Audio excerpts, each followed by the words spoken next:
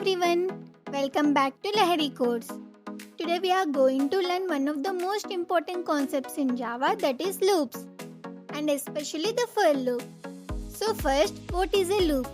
A loop is used to execute a block of code repeatedly until a condition becomes false. Now why do we use loops?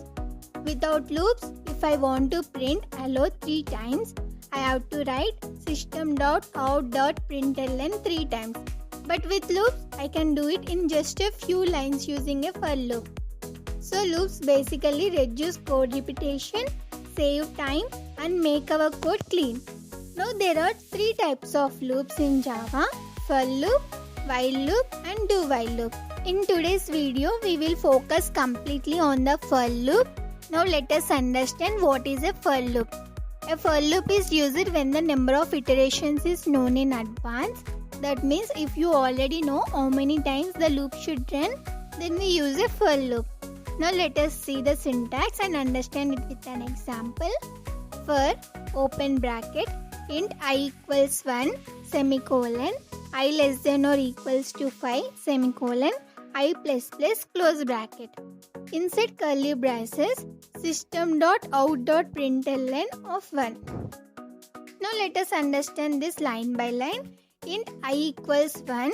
This is initialization. We are starting I from 1. I less than or equals to 5. This is the condition. The loop runs until this is true. I plus plus, this is update. After every iteration, I increases by 1. Inside the loop, we are printing the value of I. Now let us see how it executes step by step. First iteration I equals 1, condition is true, so it prints 1, then I becomes 2. Second iteration I equals 2, print 2, then I becomes 3. This continues until I becomes 6. When I equals 6, condition becomes false, so the loop stops. Now let us see reverse loop. For int I equals 5 semicolon I greater than or equals to 1 semicolon I minus minus. Here I starts from 5, condition checks till 1 and I is decreasing. So output will be 5, 4, 3, 2, 1. Now let us see infinite loop. For open bracket semicolon close bracket. Here we are not giving any condition. So the loop runs forever. This is called an infinite loop. And now let us see multiple variables. For int I equals 1, comma, j equals 10, semicolon, I less than or equals to 5, semicolon, I plus plus, comma, j minus minus. Here we are using 2 variables. I increases and j decreases at the same time.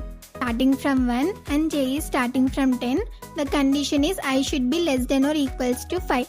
So the loop will run from 1 to 5. Now after every iteration I will increase by 1 and j will decrease by 1. So I goes up and j comes down at the same time. Now let us see the output step by step. When I is 1 and j is 10, output is 110. And when I is 2 and j is 9, output is 29. When I is 3 and j is 8, output is 38. When I is 4 and j is 7, output is 47. When I is 5 and j is 6, output is 56. So this is the final output. The main concept is one variable increases and another variable decreases in the same loop. See nested loop, which is very important. For int I equals 1, 2, 3 and inside that for int j equals 1, 2, 3 print star. Here outer loop runs 3 times. For each outer loop, inner loop runs completely. So we get a 3 by 3 star pattern. So now let us see break statement. If I equals 3, break. When I becomes 3, break stops the loop immediately. So the output will be only 1 and 2. See nested loop, which is very important. For int I equals 1, 2, 3 and inside that for int j equals 1, 2, 3 print star. Here outer loop runs 3 times. For each outer loop, inner loop runs completely. So we get a 3 by 3 star pattern. So now let us see break statement. If I equals 3, break. When I becomes 3, break stops the loop immediately. So the output will be only 1 and 2. Now some common mistakes: missing semicolons, wrong condition leading to infinite loop, wrong update statements. So coming to placement level question, see the example here. What we do, print prime numbers from 1 to 20. So see this. We need to print prime numbers from 1 to 20. A prime number is a number that has exactly two factors, 1 and itself. So first we are running a loop from 2 to 20.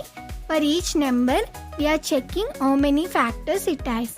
Inside the inner loop, we divide the number with values from 1 to that number. If the number is divisible, we increase the count. After checking all values, if count is equals to 2, it means the number is prime. So we print that number. That is very important logic used in many coding interviews. So we get an output as 2, 3, 5, 7, level 13, 17, 19. This is the program and the output.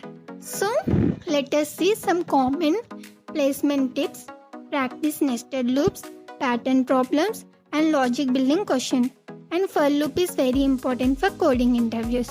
So to conclude, loop means repetition. For loop is used when iterations are fixed and it is very important for programming and placements. In the next class, we will learn while loop and do while loop. Thank you for watching.